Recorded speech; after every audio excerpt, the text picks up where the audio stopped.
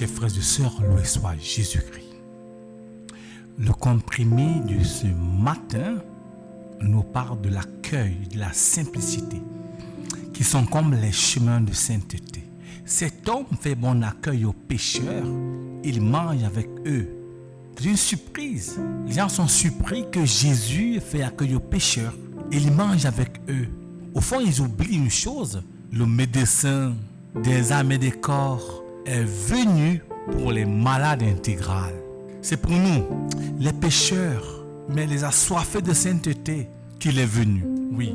En ce jour, chers amis, dans le Seigneur, la liturgie de la parole nous invite à pénétrer les méandres du mystère de la miséricorde. La rencontre et l'expérience du Dieu compatissant qui attend toujours le retour du pécheur nous invite à célébrer l'espérance de la conversion et la simplicité d'un Dieu. C'est là la difficile logique de sa miséricorde divine.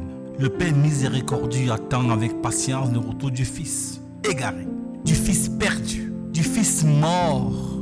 Oui, après avoir gaspillé tous les biens de son Père, le Fils rentre parce qu'il comprend qu'il avait fait faute. Il retourne vers le Père qui est son Père. Il retourne vers l'essentiel de sa vie. Au fond, il n'est pas tant question des biens gaspillés, mais d'une identité perdue. Dans ce sens, les deux fils ont à apprendre de l'attitude du Père. Il va vers les deux et les invite à la fête, à la joie, à la compassion.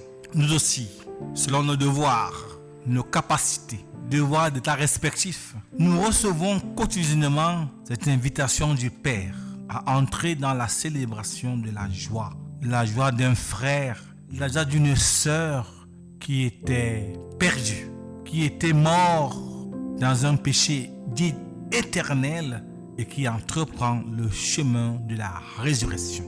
Ce qui est généralement difficile car nous préférons demeurer dans notre fermeture anthropologique.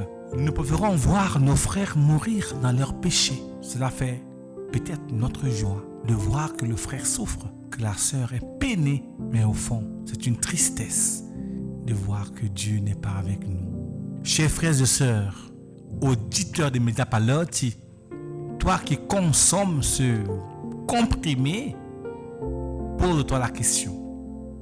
Es-tu capable d'ouvrir la porte et le cœur à ton frère qui a péché et qui a besoin de miséricorde, qui a besoin d'une porte ouverte pour reprendre la vie?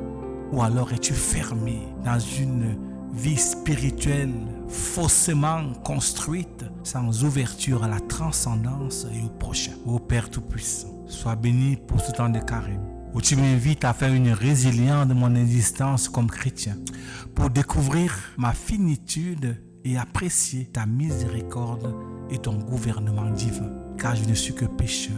Oui, je suis un pécheur, une abomination. Je suis indigne de ta grâce, mais toi tu viens vers moi et tu m'invites à un repartir, à un renouveau, à un nouveau départ.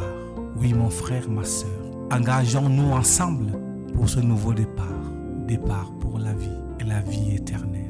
La vie dans la vérité, la vie dans l'essentiel, la vie dans le pardon, la vie dans la réconciliation. Car une vie chrétienne, sa miséricorde ne vaut pas la peine. Nous sommes tous pécheurs et nous ne vivons que par la grâce de la miséricorde. Je te le souhaite, mon frère. En cette journée, cherche à te réconcilier avec une personne de ton entourage. Fais-le et Dieu te bénira. Reçois sa grâce. Et avec lui, par son pouvoir, je te bénis. Au nom du Père et du Fils et du Saint-Esprit. Amen. Sainte journée.